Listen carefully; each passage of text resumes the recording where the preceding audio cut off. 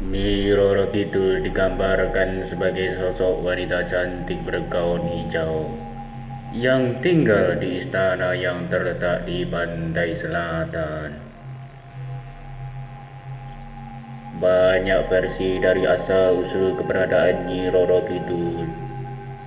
Salah satu versi yang banyak diketahui adalah bahwa dulunya Nyi Roro Kidul merupakan anak dari Prabu Siliwangi.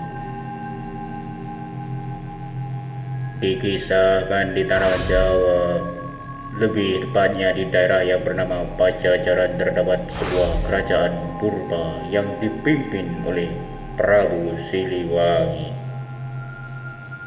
Prabu Siliwangi memiliki kegemaran berburu hewan di hutan belantara.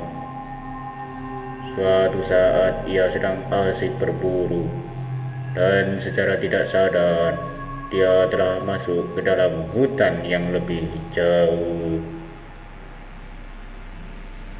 Prabu Siliwangi tidak dapat menemukan jalan keluar dari hutan tersebut.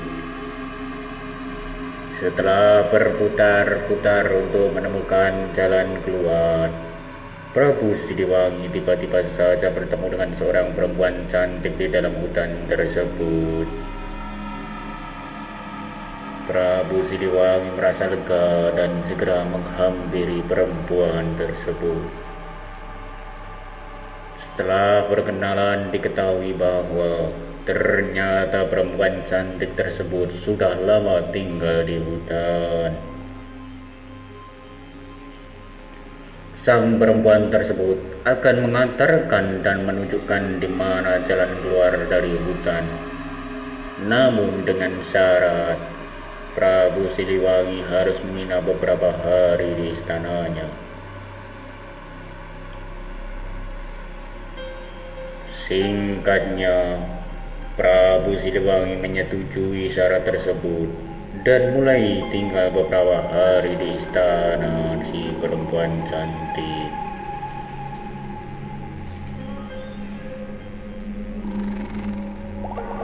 Prabu Siliwangi tinggal lebih lama dari rencana sebelumnya, karena Prabu Siliwangi merasa jatuh hati dengan sang perempuan tersebut, dan pada akhirnya mereka menikah.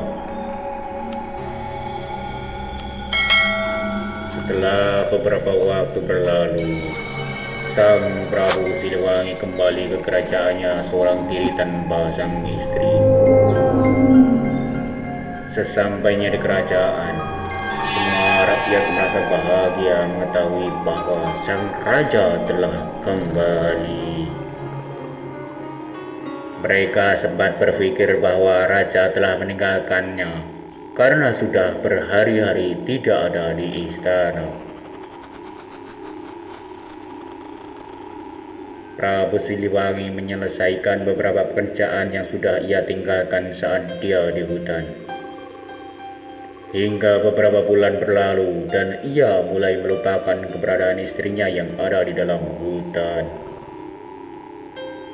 Pada suatu malam, ketika sang Prabu Siliwangi sedang tertidur pulas, dia tiba-tiba saja dikagetkan dengan suara tangisan bayi. Kemudian sang Prabu langsung bangun dan menghampiri sumber suara bayi itu, yang ternyata ada di pintu depan istana. Prabu merasa bingung pada bayi itu, namun dia tetap menggendongnya. Di saat kebingungan tersebut, tiba-tiba di depan sang Prabu Siliwangi muncul asap serta cahaya putih. Perlahan asap tersebut berubah menjadi sosok perempuan yang tak lain adalah istri dari Prabu Siliwangi. Sang istri mengatakan bahwa bayi tersebut merupakan anak mereka, dan dia meminta sang Prabu untuk merawatnya selayaknya manusia. Belum sempat bertanya banyak pada istrinya, dalam sekejap mata sang istri menghilang. Prabu Siliwangi kemudian membawa putrinya masuk dan memberikan nama pada bayi tersebut dengan nama Putri Kadita. Putri Kadita tumbuh sebagai gadis yang cantik dan berbudi pekerti yang baik. Kecantikan Putri Kadita terkadang mengingatkan Prabu Siliwangi kepada istrinya. Sang Prabu berusaha mencari istrinya ke dalam hutan, namun hasilnya sia-sia. Prabu Siliwangi mulai mengkhawatirkan akan kerajaannya. Dia tidak memiliki istri dan anak laki-laki sebagai penerusnya kelak. Kemudian, Prabu Siliwangi meminta izin kepada Putri Kadita bahwa dia ingin menikah lagi. Putri Kadita menyetujui hal tersebut dan akhirnya Prabu Siliwangi menikah dengan putri bangsawan bernama Dewi Mutiara. Setelah beberapa bulan menikah, Dewi Mutiara akhirnya mengandung seorang bayi. Semasa kehamilannya, Dewi Mutiara berubah menjadi ratu yang pemarah dan egois. Semua permintaan ratu selalu dituruti oleh Prabu Siliwangi.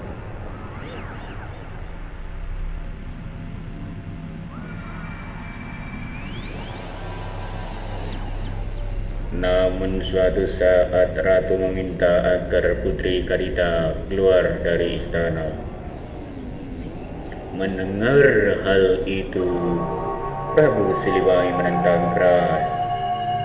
Dewi Mutiara merasa kasih sayangnya terbagi pada Putri Kadita, sehingga ia berencana untuk menyingkirkan Putri Kadita tersebut.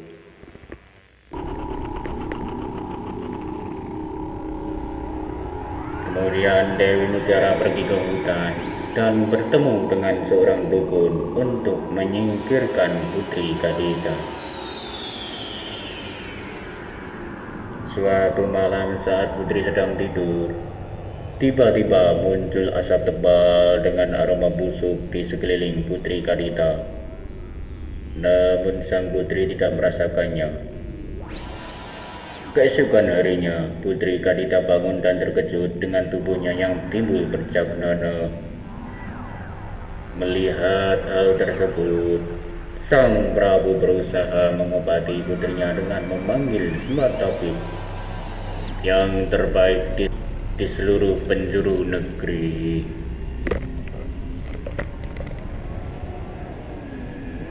Namun sayangnya, tak ada satupun tabib yang bisa mengobati sang putri. Sang Prabu merasa sedih akan hal itu. Di tengah keputusasaan sang Prabu, Dewi Mutiara mengusulkan niat jahat untuk mengasingkan sang putri agar penyakitnya tidak menular. Karena putus asa, sang Prabu mengiyakan dan meminta putrinya untuk pergi menjauh dari istana. Dengan berat hati, Putri Kadita meninggalkan istana dan pergi ke hutan untuk bertapa. Di tengah bertapanya itu, Putri mendengar suara yang menyuruhnya untuk pergi ke pantai selatan. Suara tersebut diketahui milik sang ibu atau istri Prabu Siliwangi. Putri Kadita yang merasa yakin akan hal itu kemudian berlari ke arah pantai selatan selama beberapa hari. Sesampainya di pantai selatan, suara milik ibunya itu muncul lagi dan menyuruh Putri Kadita untuk menyemburkan dirinya ke dalam air.